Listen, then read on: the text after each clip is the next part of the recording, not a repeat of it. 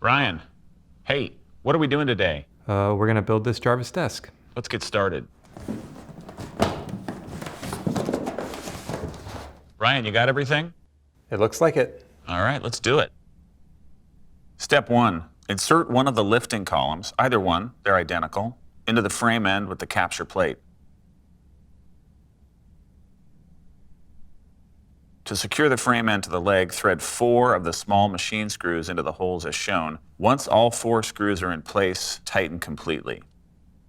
Step 2, select the left or right side bracket. The 2 tabs on the side bracket will slot into the frame end with the capture plate.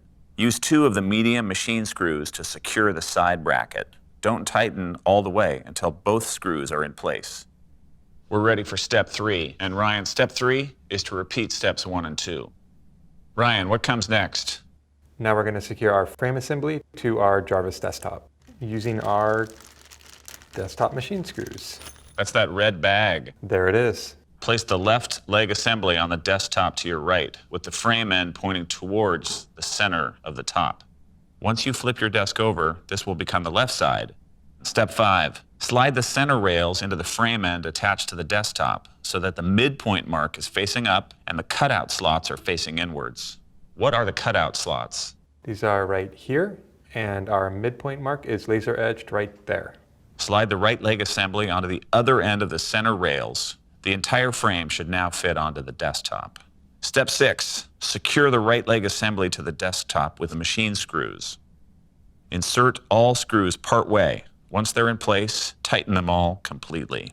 Step 7, center the labeled midpoint marks on both center rails between the 2 frame ends and use the pre-installed set screws to lock the center rails down firmly.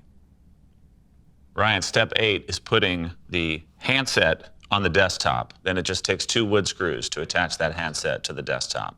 Step 9, slide the control box onto the frame end with the capture plate. Connect the cables from both legs to the control box via the sockets labeled M1 and M2. Next, connect the handset to the control box via the socket labeled HS.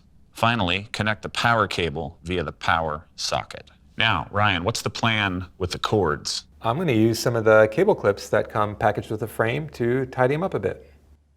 Ryan, we're at step 10, that's double figures. Loosely attach a foot to the bottom of each lifting column, and you're gonna use 4 medium machine screws per foot.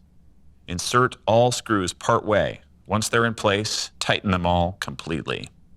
Step 11, double check that all screws everywhere on the desk are tight.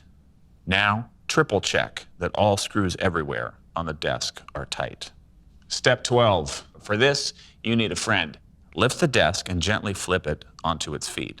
As you flip it, support both the top and the frame, being careful not to put weight on the handset.